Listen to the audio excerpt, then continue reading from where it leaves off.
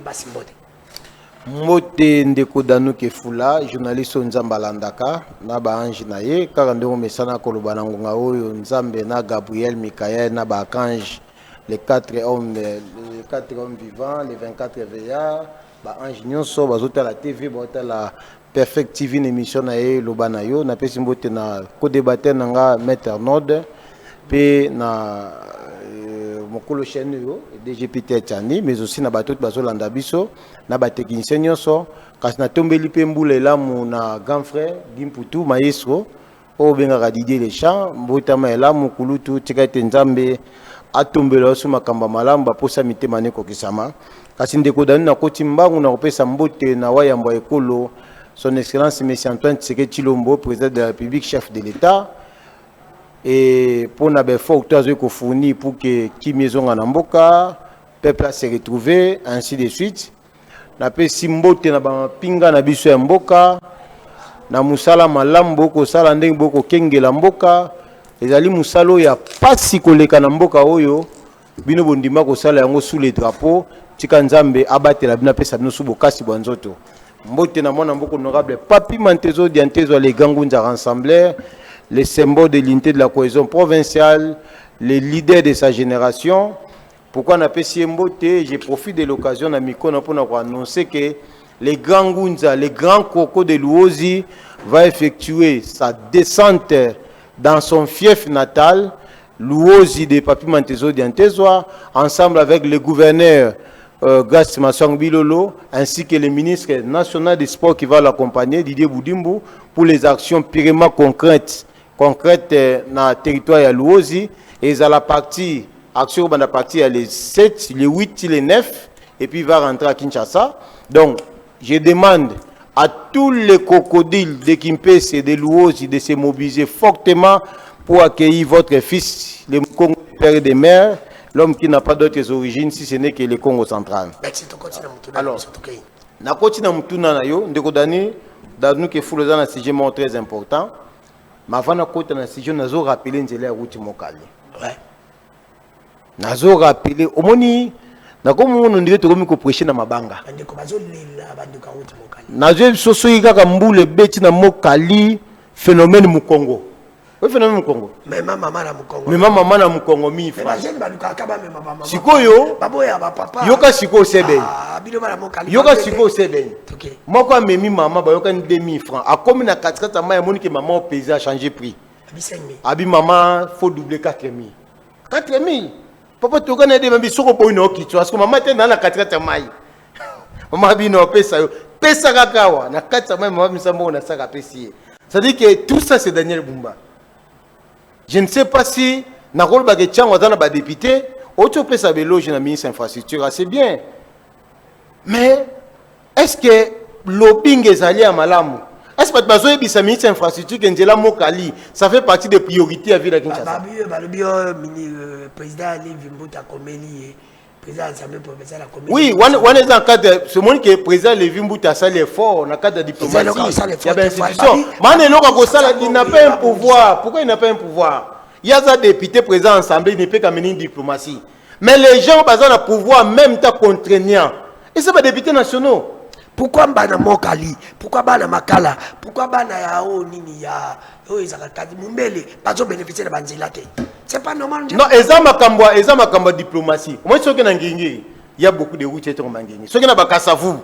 Pourquoi les députés na bango bazo mener lobbying à Malamu? Les députés tes abato basomi banda ko kuna. Les députés ndekonanga. Oyebi sanga te bato basomi banda ko da ba venir sangingi. Qui a les députés? Toutes les grandes ri ya ringi ko makadam. Baza pouvoir. Naza pouvoir. Président les jeunes azarangi. T'es même pas bon. Président Tshisekedi. Akola nangiringi. Na veni Kingabwa. Kingabwa na yebi. Ngabo na biseke Tshisekedi azape mo na quartier 4. Ape njilo mo na quartier 4. Ah omoni siko te même na ko kola ya président Tshisekedi yemo ga yebi. Donc, ils ont un faux débat. Mais kokola to kokola te le président ne construit pas ni route. Ça fait partie à lobbying. Ceux qui sont tout autour des autorités, vous devez penser aussi na bakwa na place batinda no mandat. Tu ne peux pas avoir un mandat de 5 ans, yozi akaka so signal ya ko tia cabine courant oyono na yaki na 30 faux. Nzo ko somba 30 faux te. odiembela kaka na bato ya sinel tant to bakete di lomba asa musa malamu o asaka musa malamu te koureza te effectivement koureza te mais il faut qu'on reconnaisse peu d'effort ya badej ba sinel pona ko desservir tout le monde en électricité nzela mokali na lembeli ko banzela mokali mais tant que bosali nzela na te na ko lemba ko lobate merci bana mokali aucun député ko sabino azataza ministre provincial national baka kana ba promesse to ko sala nzela combien d'autorités ba kiti na nzela na bazwi ba photo balata ba buti bakanga ba photo ba kenda ti lelo pavala na pavala.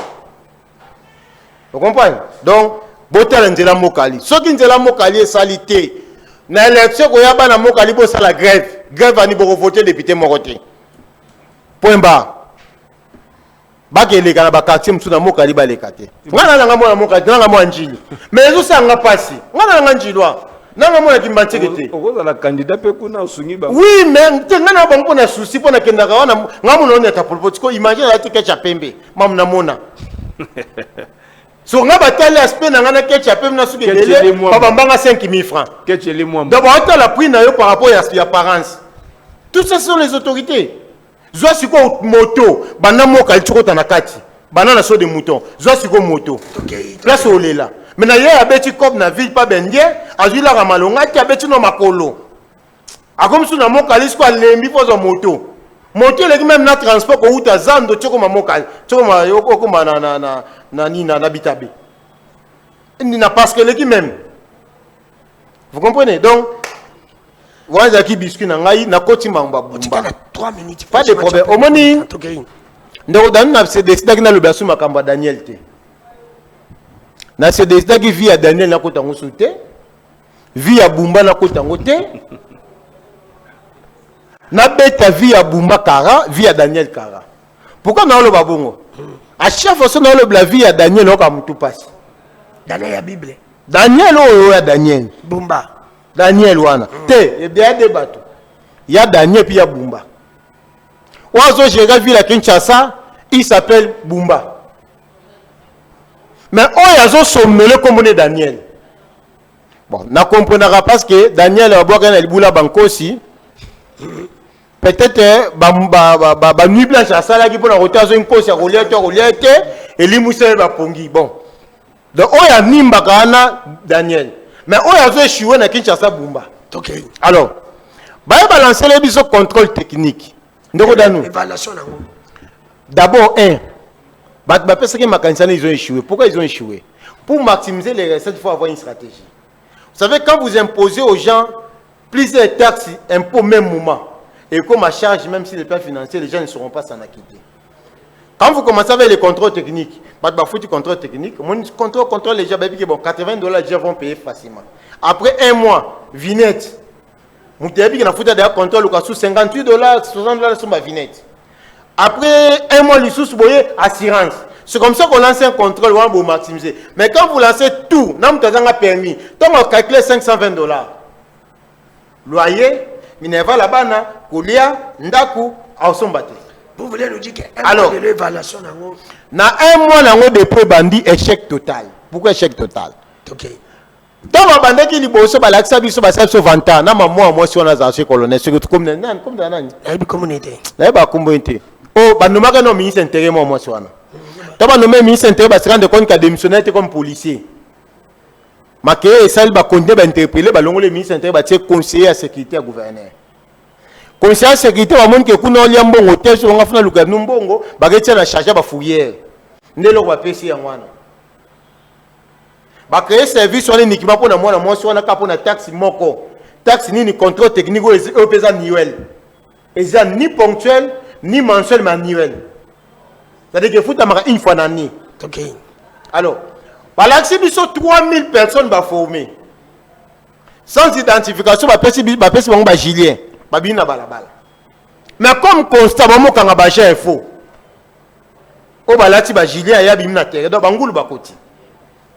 Deuxième constat zani ba jana ba koti si bango ba engagé ba ena bango si les plans populaires na ide retopé ça ba tnaso ba base misala bazi ba tababa tata boya bo contre ba mituka bozo bala mais comme les recrutements ezalaki chiffre te na budget ville ya Kinshasa ni na budget ensemble provincial evotaki ni na budget oyo ku province to ville azana ngo conséquence za nini bato wana baofuta mate ya on sala constat biso batamituka ne bandeli bandoza déjà 5 heures bana ba point de contrôle lelo koma to bimi 9 heures bazate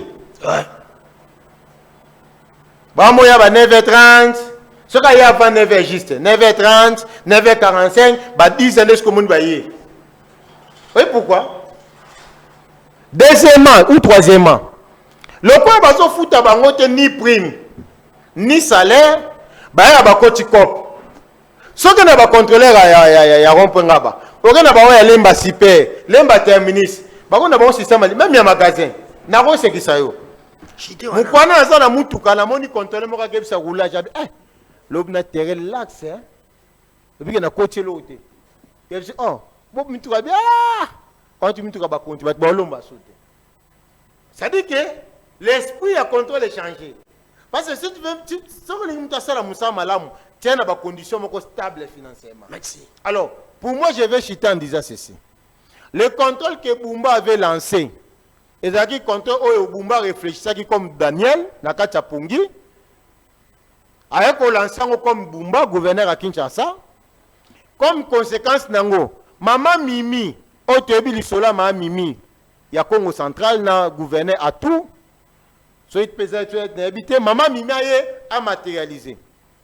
C'est un contrôle échec total. Merci, c'est un contrôle échec total. Échec total, parce que c'est un contrôle prématuré. Merci, madame Glodine, si tu ne pas mettre Anon Bombolo, il y a jamais Kabon de Mbote. Mbote Ndekodano. Non, tu présentes qui d'abord excuse parce que il faut qu'on respecte les missions devoir professionnel. Des fois, et tu as en difficulté. Rokende olobi ba koyamba na Airboy, magistrat zoyamba na Ernaye, donc ils ont vraiment qu'on permettre bisoter. Yango mo na présentant qui même excuse na ngai na senga que les lotoya tout rattraper retard ya lobby. Voilà.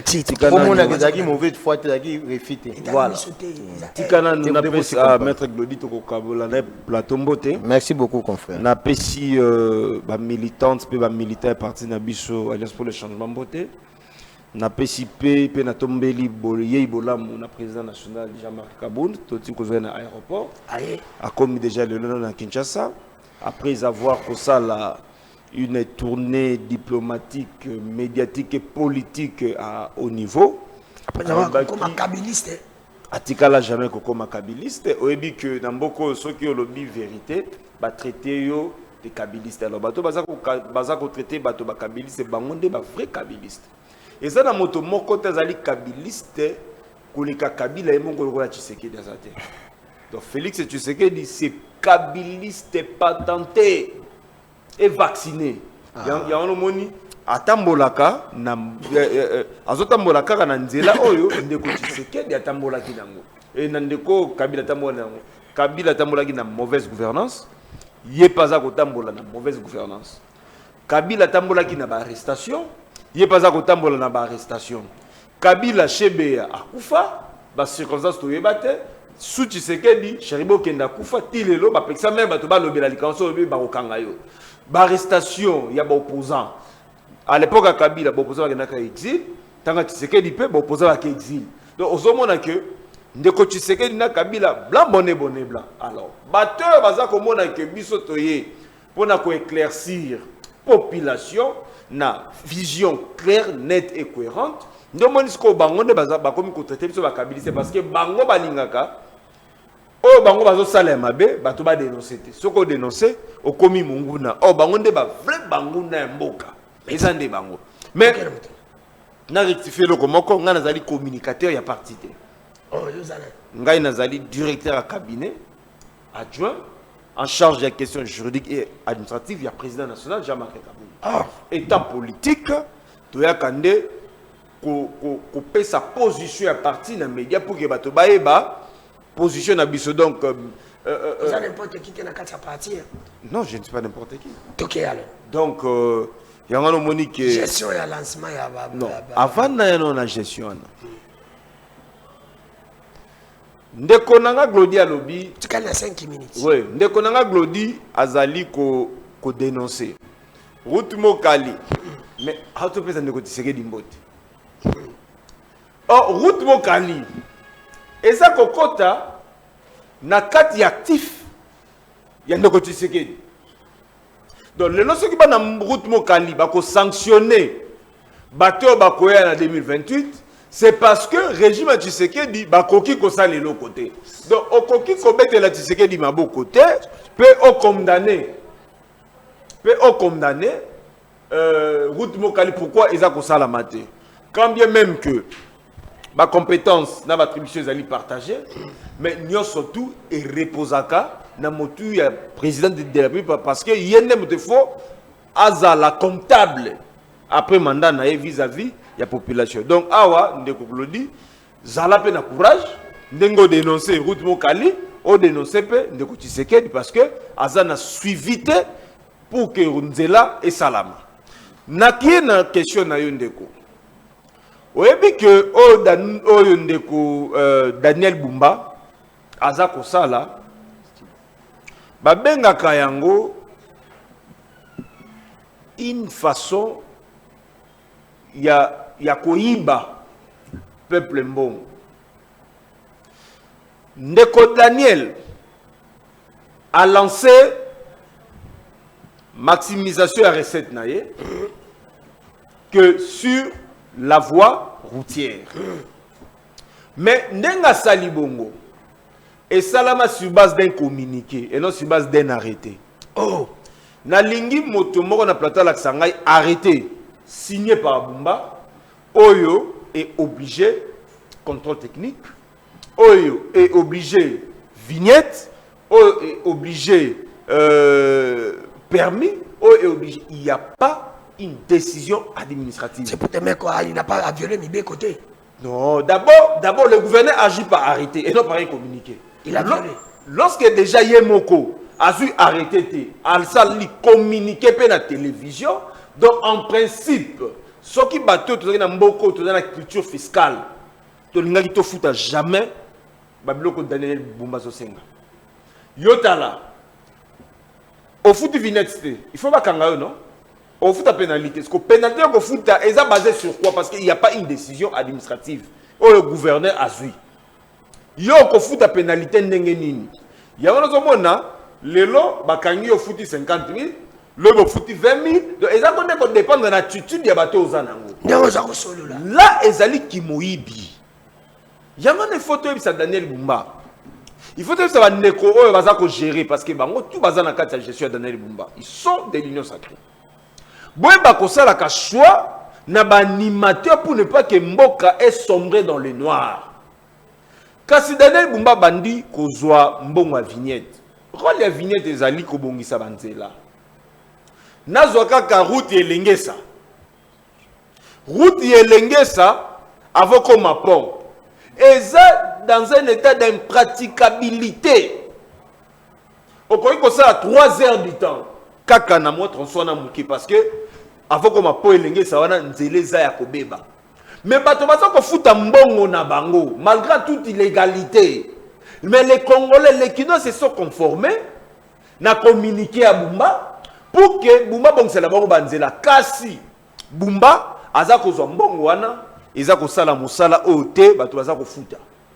Yango biso toza ko senga na ba Kinois. Il faut to marcher. To organiser une marche. Ah, peuple wap.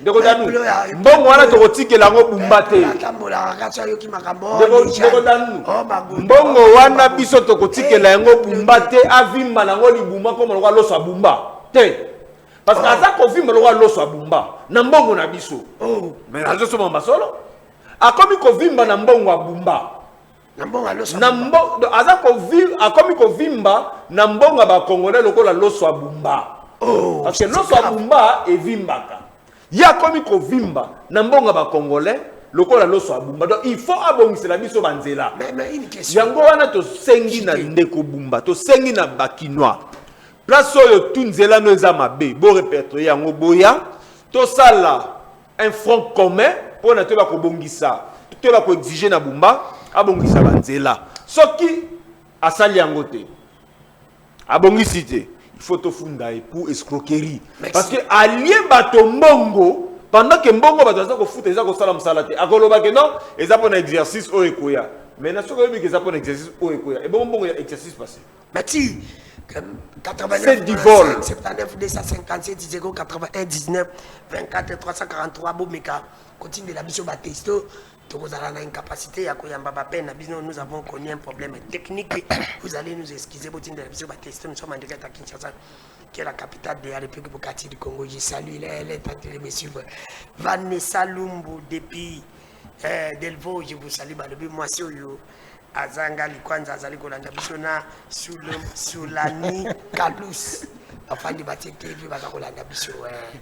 Abibasi ya kitoko ya boye bazi bango wapi merci nande bati TV munene pona kolanda émission de bana yo bali d'accord il y a encore des femmes qui tivent bazo rappeler kolanda politique ole ki bo fanda ka bolanda ka TikTok bolanda ka makambo zanga tina oba légende oba magoda bazo landa ka même politique c'est une très bonne chose mwana mboka Glodindo basi olandi ndeko Anod Bombolo a participer à l'équité na mu bozangi ko respecter procédure oyo gouverneur ville province à Kinshasa asali oyo alobi ke régime na bino bozali ko escroquer peuple yo zali mutamibeko ya zali mutamibeko est-ce que abuki lokuta comment na régime na bino bozali ko nyoko la kaka peuple on répondre na mutuna na deuxième mutuna lelo suspension o il fallait pas suspendre Kagame États-Unis na Longolia to le baïti diplomatie ya Kagame futi parce que to yo kangi fallait pas suspendre Kagame mais un sénateur américain a continué à lobby non bazali ba partenaire na bango il faut suspendre l'IT. Tout le pays des États-Unis, ça va. Puis surtout continuer la diplomatie. Donc vous avez 5 minutes. Ok. Est-ce que bon item pour nous faire? Hein? Nikodanu na osenga monti antelo bon item boy. Na qui passe na makambo ndeko na ngalobi. Alobi il Alexis Mbeko yo na osenga azala calme sa calme, il a été calme. Merci. Me pose qui calme. Aza calme. 5 minutes. Ndeko danu eloka libosa lobi abeti berezie belé mais reza libosa lobi que le président Tshisekedi c'est un kabiliste.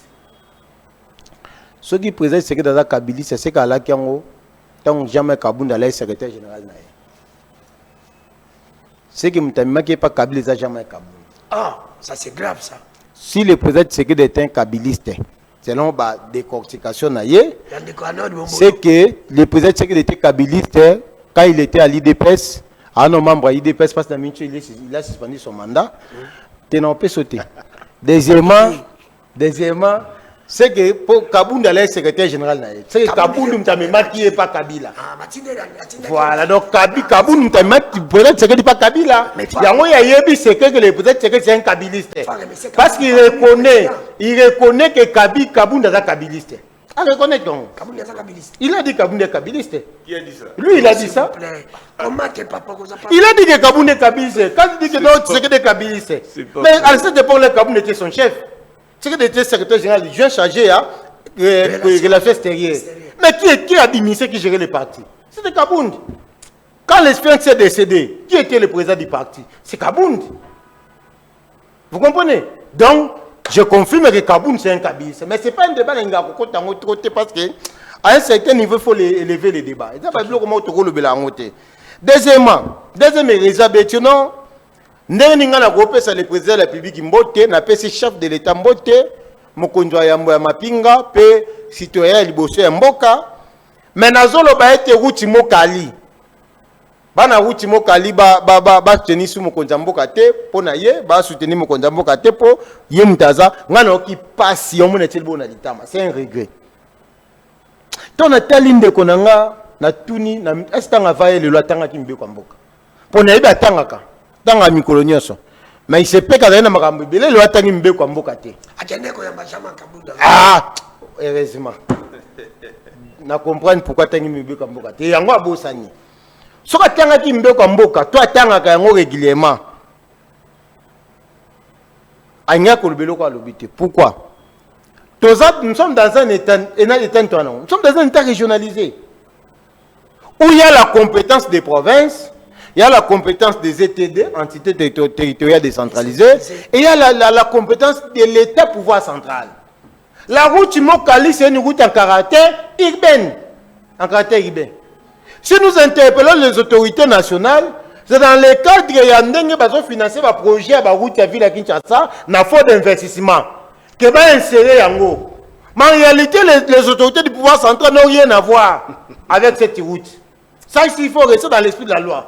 S'il en refuse, qu'il lise l'article 1, attend l'article 102, à la Constitution, qui parle des compétences exclusives du pouvoir central, attend à 203 compétences conquérantes, attend à 204 compétences exclusives pour la province, et puis attend à l'article 90, 91, 92, 93, il y a la Constitution. Ngana kanisa tant à Zimaloba, fallait aimer la ministre Kanayo Lobelouana au Philisté. Mais, à Boston, carrément, oh non, le président Tshisekedi. Mais ngana Okimawa. Okima, donc, on a eu collaboration avec le Kwanate. Na seki na bana Mokali Bolanda ete azalinde jaloux. Ezali jalousie ndenge jamais kabunda yeba yambi ete ayeka kandenga kendaki ata mutu moko te na aéroport. Pasi wana ya kozanga popularité na Kinshasa manque ya mobilisation, ba mo luka sympathie ne loko obiso moko bata union saki to dénoncer. To dénoncer parce que Daniel Nabumba ba ko sala musala te. Mwana mboka Glodindo bato kende na lombango to tuke na 2 minutes. Okay. Ndeko Daniel na profiter na micro na yo pona koloba ete à partir du 15 mars, Maître Glodindo Mas ainsi que tous les révolutionnaires, jeunes leaders du Congo, tous ont lancé pétition contre l'Assemblée provinciale. Il y a Congo central. Nous estimons qu'on doit dissoudre cette assemblée parce que ça ne contribue pas au développement. Par contre, ça sert aux intérêts mesquins de leurs mentors et ça freine le développement de la province. Ça bloque également le bon fonctionnement des institutions provinciales. Il faut le faire alors. Comme cette province, cet organe, ils ont contribué à la cohésion provinciale. Nous lançons le 15 mars 2026 la pétition sur toute l'étendue de la province du Congo central de Kassangou la banana. Donc, à partir du 15 mars, moi-même, nous allons commencer à Matadi, les chefs des institutions, où nous allons récolter jusqu'à atteindre 100 000 signatures déposées à l'Assemblée, au président de la République et au Sénat pour que l'Assemblée provinciale du Congo central soit dissoute. Merci. Alors, na kotima rapidement na Makambolobi, il y a suspension à Kagame.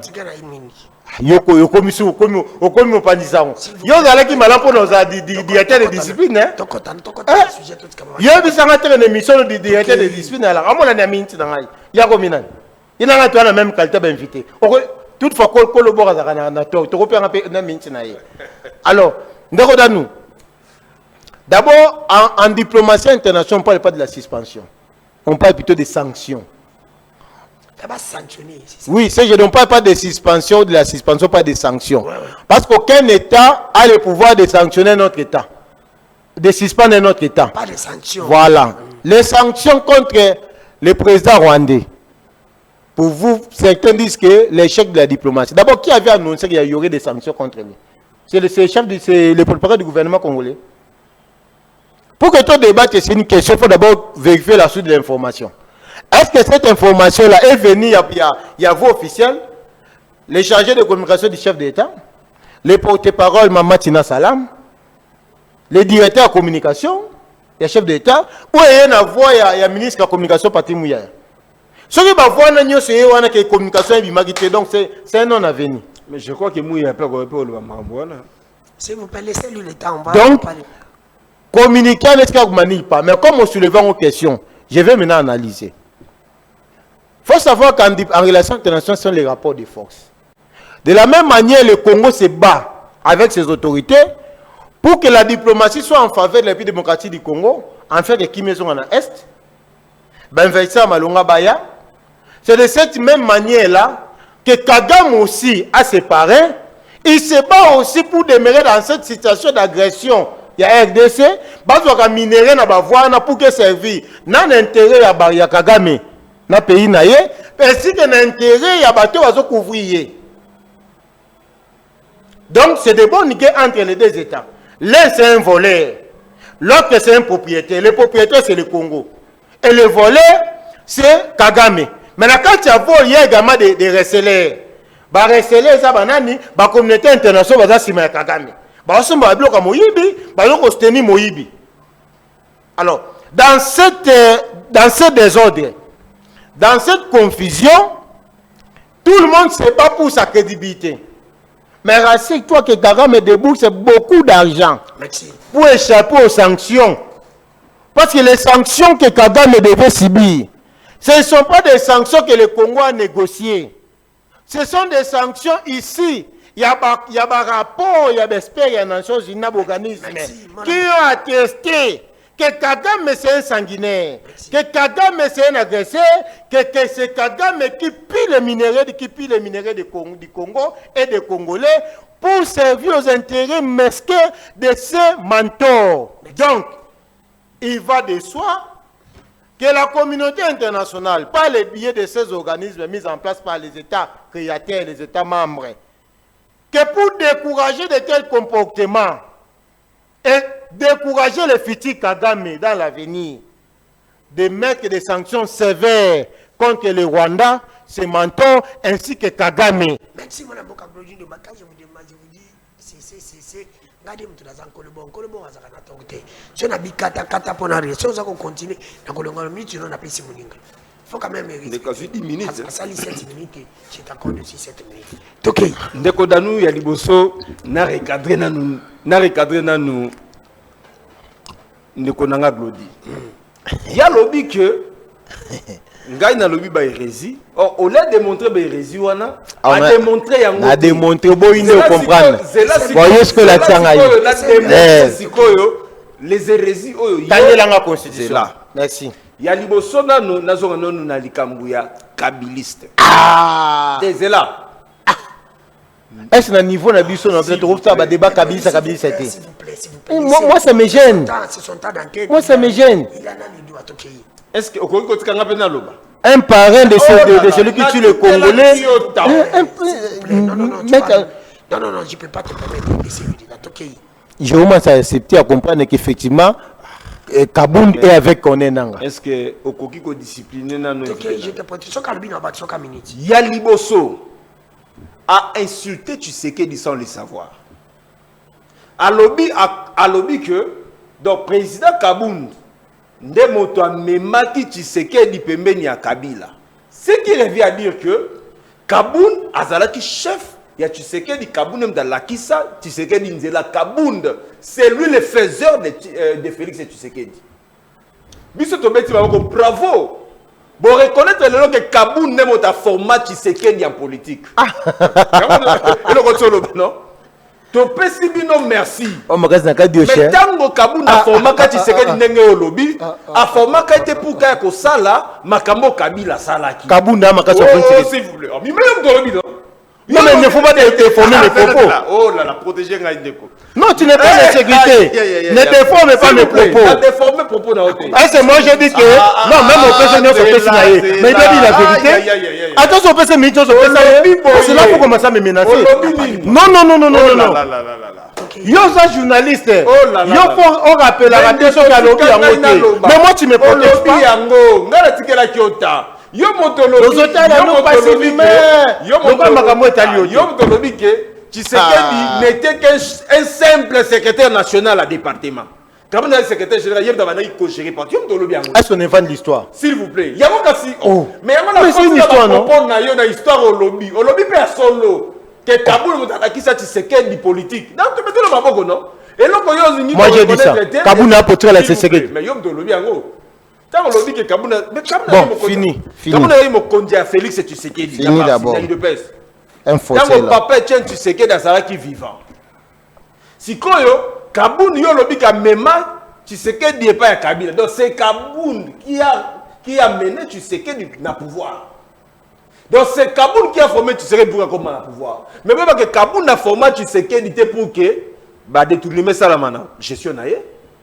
Kabound a formé Tshisekedi pour que Tshisekedi aille violer tout ma constitution. Kabound a formé Tshisekedi pour que Tshisekedi aille gérer Mbokate. Kabound a formé Tshisekedi pour que aille s'il vous plaît. à commettre des Gaulle na gestion de bango baza ko commettre Kabunda formé bongoté merci na ndenge bo reconnaître Kabunda comme était formaté à Félix Tshisekedi et oti na mono ka moko ya IDPS to ya moko ya union sacrée to beteli bino maboko ndenge le lobo reconnaître ya mi balé ndeko a sali trop de confusion après ces dispositions ça pour autant qu'on expliquer ndeko tozali na trois sortes de compétences tozali na compétence exclusive ya gouvernement central tozali na compétence concurrentielle entre le pouvoir central ainsi que les provinces et puis tozali na pouvoir exclusive ya ma province particulièrement na ville à Kinshasa. Ville à Kinshasa a double statut. Province et capitale. Azali en même temps na statut ya ville et en même temps na statut ya province. Donc fonctionnement ya ville à Kinshasa et ça na particularité na yango na ba province. Malgré tout ça na régionalisme, la ville de Kinshasa a double statut. Ce qui est un statut na ye ya ville. Route Mokali. Ils ont la compétence ya nani. Ils ont la compétence ya bourgmestre. Ce qui est ville à Kinshasa, ville à statut ya ville. Identité territoriale décentralisée. Parce que y a une moto à Zouaka rétrocession. Il y a un crédit d'investissement et un gouvernement central. Tandis que la commune ne bénéficie pas d'un crédit d'investissement. Il faut que la province, tant qu'on va rétrocéder, il y ait ville à Kinshasa. Il y a une commune. Il y a un statut de la ville à Kinshasa. Donc, route à Mokali rêvait de la compétence, il y a gouverneur, il y a ville à Kinshasa d'abord. Parce qu'il y a un qui bénéficie d'une double enveloppe. Il y a un gouvernement central. Combien de bénéficiaires dans Moko? Et puis, on peut appeler ça la commune. En principe, ils ont la salubrité. Ils ont la construction. Ils ont appelé mon pied. Ils ont mon pied. Ils ont tout ce dans la ville. Ce qui est dans une cas de province. Route Yamokali. Ils ont une route à caractère intercommunal. Parce que, route Wanamokali, ils ont une moto.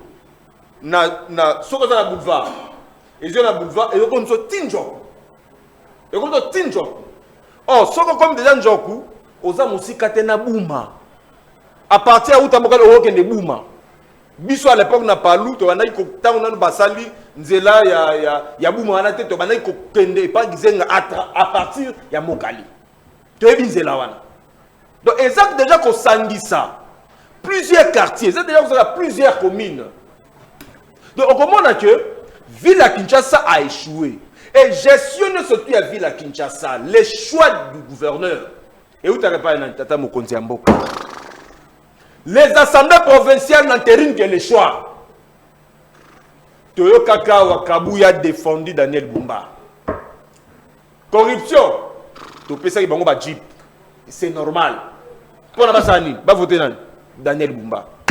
Daniel Bumba sous l'impulsion du chef de l'État. Mais bon, sous l'impulsion du gouvernement central. Donc ça prouve que le gouverneur des provinces en soi, c'est le représentant, il y a pouvoir central au niveau de la province. Ouais. Donc, au commun dans le titre, le gouverneur, il faut ça la Moussala, Oyo, gouvernement central et bon que ça mais la compétence naie mais pas échoué et là kaza ko boya ko reconnaître nanga on a la comptable en 2028 vis-à-vis de la population Daniel Bumba to Tshisekedi il faut qu'on comprenne le mécanisme de fonctionnement. Il y a plutôt un État unitaire fortement décentralisé avec comme conséquence les régionalismes politiques. Il faut qu'on comprenne le fonctionnement. Malgré le débat, sinon, ce qui à côté de débat, mais à contredire, donc, les comptables, il y a une action gouvernementale, c'est de côté Tshisekedi. Il y a une motakoya, ville à Kinshasa, Banangiringiri, n'a pas de dauphin nangai, bon voter, parce que Ngiri la Kotisaki, Banzela, Daniel Bumba Royate, c'est le chef de l'État. Donc, wana ezali ba hérésie et otaki pa na yo na recadrango toi siko na sujet na mutu na toke tika na 3 minutes ndeko danu complicité ezawa ndeko Tshisekedi bapensaki nayebi te ndenge nini ntango ya tuni eutaki na canal nini eutaki na canal ni mais biso toyoka muya ya na ba debriefing atikango alobaka ke kala mingi te il y aura de lourdes sanctions contre Kagame. En même temps, gouvernement congolais, baké na Washington, Kagame a longue agressé a comme partenaire. Donc, États-Unis, ou soit une quelconque organisation internationale, a coquille les sous pour sanctionner Rwanda, d'autant plus que le gouvernement n'a mis son moko. Andimi ango, na accord ba signé que na begango accord de paix, bon accord de paix. Paix et paix si ne Rwanda paix. Rwanda ba ko toka ba minerai na ko partenaire, il y a ba minerai stratégique na biso. Biso moko gouvernement toke to signé ango. Donc ba congolais to ko s'attendre à une quelconque sanction contre le Rwanda. Ce qui te boya ki Rwanda, te boya ki ye na kati ya accord to signé ki. Azala comme partenaire, nde to linga ki tous ba sanction. Mais biso moko to commettre erreur. To commissaire partenaire, les États-Unis boya to Kabilo kwa Congo ensemble, to Ibango ensemble. Pendant ce temps-là, basali nini à l'hôpital. Pour à l'hôpital, pour corridor ya l'hôpital, pour que Angola a bénéficié na ba taxe. Biso kozaka passage ya ba matière na biso. Ya ono monique tango Tshisekedi aye ko lamuka na sima. Prochaine scène et la minane. N'avance pas à cause de ça. Donc, bande qu'on a besoin de bateau, bateau, bamela ba kuiti. Au moment de la kuiti. Donc, ce que langue à la raneta mort d'inconscience. Ce qui coûte des hommes à un instant normal. Donc, comment on gère un boc alors bateau bamela ramasanga? Le rôle la bateau la kuiti. Comment on gère un boc à l'état bateau bamela ramasanga? Le rôle la bateau la kuiti ba kuiti. Moni otuniawa. Amigo ça la démonstration, mais abimi banda sije. Debe zalaki route mo kaleza na compétence ya nani. Mais na suka nango malembe les a débat parce qu'à contredit. Quand il y a la contredit ça devient un débat. OK. Ouais. Et là liboso na rappel de konanga Arnold. Quand vous avez demandé na monsieur Bumba qui a lancé contrôle technique sans l'arrêter. Je vous informe que le contrôle peut être lancé par un arrêté parce que la taxe est prévue déjà par un arrêté. Quel arrêté? Arrêté en vous les cellules d'État, il a accepté l'unité. Arrêté ça? J'ai accepté l'unité. OK. Soit arrêté en 2018. L'arrêté interministériel. Je t'informe, un scientifique prend note et il se forme. Je travaille dans la ville de Kinshasa, je connais toute la nomenclature de la ville de Kinshasa. Les taxes sont créées par un arrêté. D'abord, il y a d'abord l'ordonnance. C'est la nomenclature. Il y a 2018. Les droits et taxes dit entre la province et le pouvoir central. Na BTD. Na Katouana, ça a été matérialisé par les arrêtés interministériels. Entre les ministères, il y a transport pour le contrôle technique ainsi que celui des finances. Pour la vignette, il y a le ministre des Finances uniquement. Ainsi que tant d'autres. L'assurance, c'est la compétence du pouvoir central. Voilà. Par les billets, il y a une société commerciale qu'on appelle, une entreprise qu'on appelle Sonance. Vous comprenez? Alors, dans le débat, donc, un communiqué suffit pour rappeler l'échéance fiscale. Parce que la taxe est déjà créée par un arrêté. On ne peut plus créer le contrôle. Le contrôle, c'est par rapport à l'échéance fiscale. Ça commence, ça s'ouvre le 1er janvier, ça se ferme le 31 mars. C'est ça l'échéance fiscale. Bon, j'ai aimé. Il a fait la gymnastique intellectuelle et en même temps scientifique pour démontrer vers le système fortement décentralisé, on a un État et le régionalisme politique. C'est le chef d'État qui rend compte. Il y a on m'a dit même la question de la province, il y a BTD, a invité le chef de l'État. Moi, je n'aime pas se sortir de l'intellectuel. Par là, il veut dire quoi? Par là, il veut dire quoi? Nous avons un chef de l'État dans la Constitution et un chef de l'État dans la société, dans la conception des Congolais. Comme le chef de l'État et la Constitution, il y a des Congolais, il y a des Congolais, ils ont omission, présent, Mais la constitution est passif. Maître Arnold Bombolo vient nous dire qu'il faut changer la constitution. J'ai aimé sa réflexion, il veut nous amener dans le changement de la constitution. Vous comprenez? C'est pas possible. Vouloir un chef de l'État partout. Dans sa conception. Mais à l'époque, à Kabila, on avait... Oh là là. Mais je t'ai dit que Kabila n'a jamais eu de communicateur intelligent. Je t'ai déjà dit. Kabila n'a aucun communicateur intelligent de l'époque. C'est vrai. Aucun communicateur qui est intelligent. Oh, mon intelligent, il y a débat face à moi. Okay. Je défie quiconque se dit que communicateur intelligent de Kabila. Je le défie. Merci. Quand un communicateur est incapable, je dis bien Kabila n'avait à l'époque aucun communicateur intelligent. Quiconque se dit que communicateur intelligent à l'époque de Kabila, il y a des banangana et Platono. Je lance cet appel-là. Et on va débattre sur l'intelligibilité des actions de Kabila. Et l'intelligibilité de la communication à l'époque de Kabila. Sur le plan interprétatif des lois ainsi que des missions d'un chef de l'État. Okay. C'est une parenthèse, je la ferme. C'était pour alors, la lobby la gymnastique intellectuelle, il nous a mis dans le changement de la Constitution. C'est que, il ne faut pas changer la Constitution, le changement devient imminent. Pourquoi je l'ai dit? Non, il a bien dit que, Routimou Kaleza en compétence, il y a ville à Kinshasa. Même si le Béza faux, il y a une compétence, il y a province. La ville doit intervenir comme province, non comme ville à Kinshasa. Oh. Alors, calme-toi. Les gens teke. So nazo ba yoka. Les gens teke na yoka. Et là, quand on a puisango na plan na Sosak, plan d'aménagement de la ville de Kinshasa, na PDTK, plan urbain de transport de la ville de Kinshasa. Ils ont classifié la route. Quand tu lis ces plans, tu vas te dire que la route Mokali, c'est une route en caractère provincial et non urbain. Et la ville de Kinshasa va intervenir comme province. Parce qu'il y aura des taxes, dans la province, dans la ville. Vous comprenez? Mais il peut intervenir à double facette. Il peut intervenir comme province, il peut intervenir comme ville, différemment des autres. Mais c'est ce qu'il avait dit. On a expliqué Yoyo Kangayi. Il a dit ça, mais il a mal explicité. En donnant des explications claires. Yes, qu'on a dit non. Chef d'État, on a dit non, ce chef d'État, on a dit que il y a Tindi Mokonzamboka. Alandelandela Ngini comme bilan aye. C'est qu'on a un chef de l'État actif et non passif. Alors là, il contredit l'article 91, 93 qu'il a refusé délibérément de lire. Mais pour la meilleure compréhension, je lis cet article. Fini là-bas.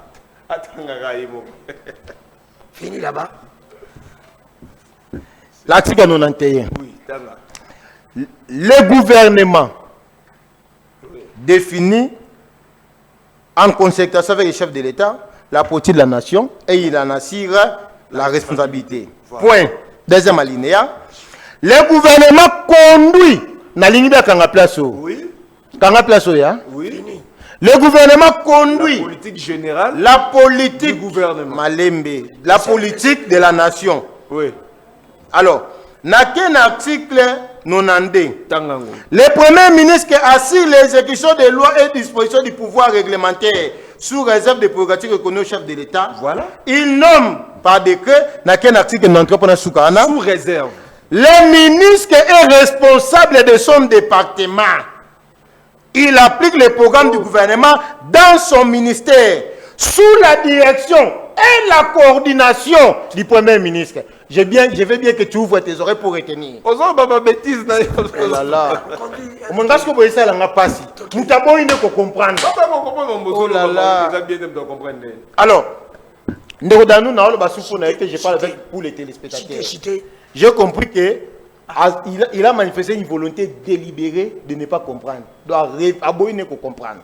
Comme Aboy qu'on comprend, je ne vais pas les forcer. Alors, lorsqu'on ignore toutes ces dispositions de la loi, on ignore la compétence d'un ministre qui est un chef de département, on ignore la compétence du Premier ministre qui conduit la politique de la nation, on veut mettre ça sur la tête du chef de l'État, rassure-toi. Si ça vient de la bouche d'un intellectuel, moi je suis désolé, mais quelque part, Maître Arnaud nous dit quoi? Je confirme ici et les téléspectateurs boza peuple congolais boza témoin. Jamais Kabunda Kabundi.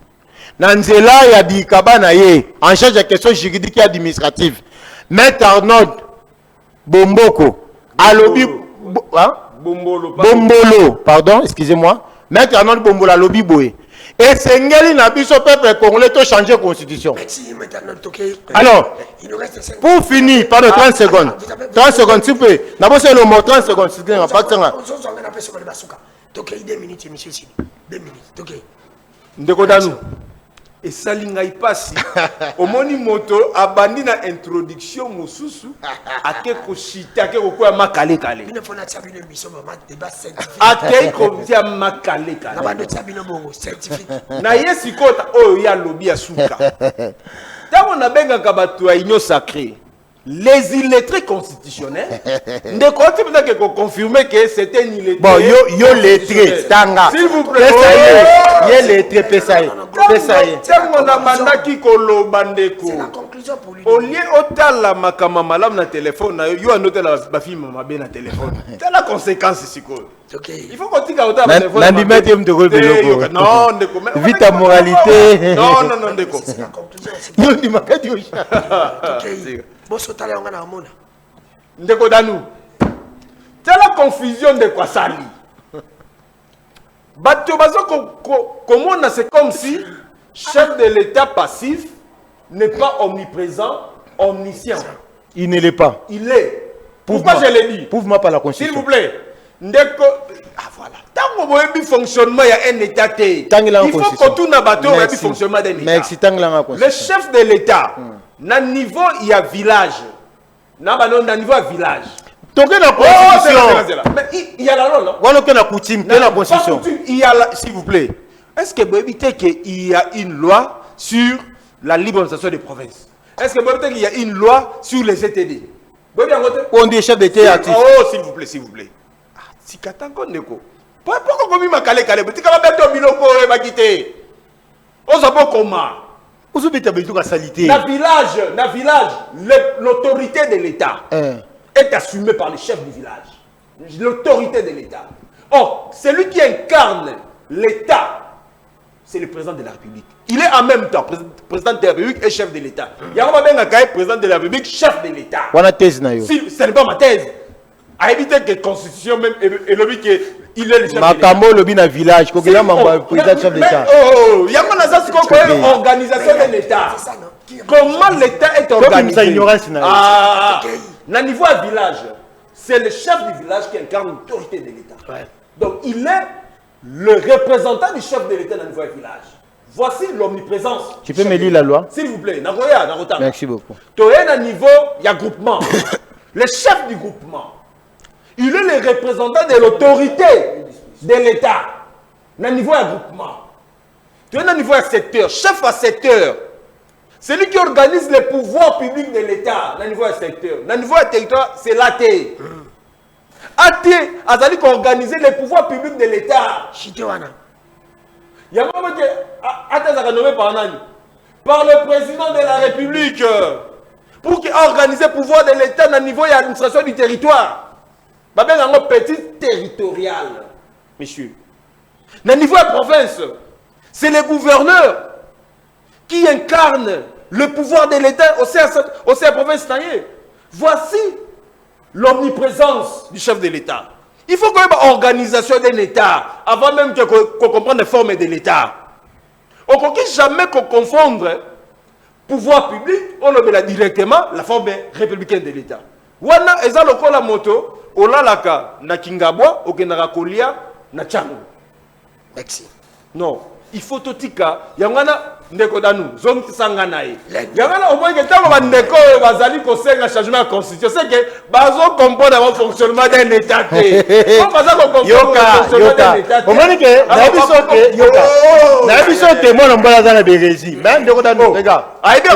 Regarde. Moi j'ai aimé, écoute, j'ai aimé le niveau du débat. Hein? Le niveau du débat, mais ce n'était pas le sujet du jour. C'était l'impréviste. Non, Bon, j'ai aimé le niveau du débat. C'est pour te dire quoi? Eh. C'est pour te dire que Zong Zong Sabiso dans un débat purement scientifique. Voilà. Si l'organisation et fonctionnement de l'État, d'un État, vous comprenez? Comme ça, on va amener des arguments. Parce que moi, tu vois ce que je dis. Il est dans les hérésies totales. Mais toutefois, je suis prêt. Je suis prêt à le Moi, je dois amener des lois. Tu n'as cité aucune disposition de la loi. Papa. Tu m'as cité aucune disposition. Le bourgmestre n'est pas le représentant du chef d'État. Il est le représentant du gouverneur. Lis la loi sur la liberté, si l'organisation de fonctionnement des ETD. Le chef du village, je te l'ai dit. Comment une organisation avant qu'on ait la forme républicaine de l'État, il faut d'abord comprendre l'organisation. Ce sont des petites notions. Ce sont des petites notions. Que ce soit la forme de l'État, que ce soit le régime politique, ce sont des petites notions. Il faut voir la pyramide constitutionnelle et la pyramide d'un État. C'est pourquoi je te dis que revenons à un débat purement scientifique. Voilà, Non, pas lundi. Pas lundi, oui. Lundi, pas lundi. C'est un autre jour. À programmer Bisotoya. Attends vendredi, Kaka. Vendredi, mardi, Nazana Conseil d'État. Mercredi, Nazana. Pas de problème. On va partir pas lundi, mardi. Le reste des journaux sont disponibles. Bazong Sabiso, c'est l'organisation d'un État. Voilà. Comme ça, on va venir te décortiquer. On va remarquer que les Congolais vont bien mingiter. On va remarquer que vont bien mingiter. Et tout ça, la population va quand même. Nabi va bien mingiter. C'est-à-dire, on va bien instruire. On va passer mon débat ya memi. Ne débat va Congolais balingara. Nzala ngi chef de État sala kiango. Ne mbona ba obenga. Mais comme vous êtes dans un débat scientifique, si le terrain légal, jurisprudentiel et doctrinal, au moins les bébés vont perdu. Si on appelle la zosenga na peuple, mon collègue mettre ba koya débat et na lingi pezala, to yeba ba doa na biso na zosenga na ba omi balé. Peuple congolais poto fongola. C'est inadmissible lelo comme on a été na mboka na biso. Muta sombi mega sombi wifi ati na ndako. Asaleli angote petit basson na bango pe wifi sidi. Les gens n'en parlent pas. Les gens ne réclament même pas. Au béni service client balio minute, mais bah service interrompu. C'est vraiment. Oui. Il faut vraiment que mon peuple tout fongola mission. Parce que nous avons commis un peu de trop. Oui, puis chaque fois que tu as un orange, chaque mois que tu as 50 francs, chaque jour 50 francs. 50 francs, tu as combien de gens? 50 francs. Bafuti mutu mbongo na ye ya salaire akende na banque baza komona guichet kalika moko oya kozwa mbongo. Oui, je te dis, mais ceux qui va foutre batute guichet ya kozwa mbongo ezagebele. Mais ceux qui va foutre batu comme na fin du mois, ba maman faut pas téléver la mulongo. C'est quoi biso ba panafricaniste to ngami banquité. Est-ce que l'État congolais va prendre des dispositions? J'ai fini, c'est la conclusion des journalistes. Oui, oui. L'État congolais ne peut pas prendre des dispositions par bande de quoi na ba banque que ceux qui va foutre batu tout le monde a batute na ba banque belé. L'État doit créer des banques. C'est ça la faiblesse de l'État. L'État n'a pas de banque. L'État n'a pas de banque. C'est ça la faiblesse. Droit. Azana droit qu'on a le sol et le sous-sol à partir de l'État. Azana droit. J'ai à cause la likabouana. Parce que ça dit qu'on a la biso. Kadego etika na justice na DGI. Raison na biso. Vodacom Orange M-Pesa. Mutation bi mega na e bolobi 48 heures ou un mois. À consommer un minute petit basson na bino et sili. L'État a été pour la secteur. L'État a été pour la biso na secteur. Nous allons qu'on senga na biso peuple. Donc mais kozala très vigilant et tous ala très regardant dans l'État congolais. Il faut d'amener les journalistes et non mais yango na zakolo ba yango na faut d'amener parce que bon na biso na plateau to comme actualité. Yango na zali ko senga na batu na ko senga na il faut ceux qui ba sujet bon. La sujet wana il faut bango ntaki ba kelimi beko ba yebisa biso to comme na ba droit na biso. C'est inconcevable. Il faut interpeller le ministre Pétentique. Oui. L'année là, nous avons transaction. Mettez José Panda. Nous avons commis la ville. Après ça, nous avons madame Mongo. Yakolia. Atindeli 20 000 francs. Sur quelle base, Bakata Kabiso Bambongo, Yaba. Bakati n'a fait d'envoi, il y a Bakati fait de retrait. Belle sous 20 000 francs, Bakata Moutifa, 15 000. C'est ça. Atabino Mokoba, Orange Man, Orange Man, Orange Man, Azana Freli Koloma Kasi. L'État congolais n'a dit qu'il faut qu'on la biso. Ou alors vous êtes complice. Bozo Kambongo, il y a un moment où on a dit la région. Et ça, le peuple a souffert. Oh, il y a un journaliste à peuple. oyo nzambe alandaka na baange natushaka kote ozwaka pepe mpo nga moko mpe naza pepe. Il faut kolandela biso na biloko wana ministre apete ntike mosala na yo fo tomona yango fo tomona nde mosala na yo yango bato baza lisusu ezali na ministre ya transport tomoni botie biso awa bato mpona kocontrole baprix exagéré ya bamituka ya bataxi. Mais pourquoi vous avez biso pe batu te ba contrôler bana moto? C'est comme si secteur wana muta contrôler la tête. Bana moto ba prix na bango. Mutu papa moto bana moto bazana de. Parce que ebela ba mitaille de pèse bazana moto. Matiti prix na mutuka ba olande ba bio. Balancer bango contrôle. Ba bika ke to brevet ba akata contrôle na bango. Biso ne batami ba moto. De pèse la plupart. Bazali ko souffrir bata moto na régime ba. Moto tango IDPS na pouvoir. Tant yo mata moto IDPS na pouvoir. Makambo wana ko. Moto na IDPS, moto na régime ezali incontrôlable. Makambo na takolo biza makambo pepe. Ana bina fini moto. Baluka na mabele sala nyonso lingi. Toko mikolo kisekeli. Yebela bato bakosa ote mato kita. Tu ne changeras pas la constitution 2028 sur l'aura élection. Yeba ko préparer les mugaga akosele mugaga. Soko yo kité. Soko yo kité. Kosele mugaga. Azango goûter. Bima. On va changer la constitution avec le peuple congolais. Un président ne change pas la constitution.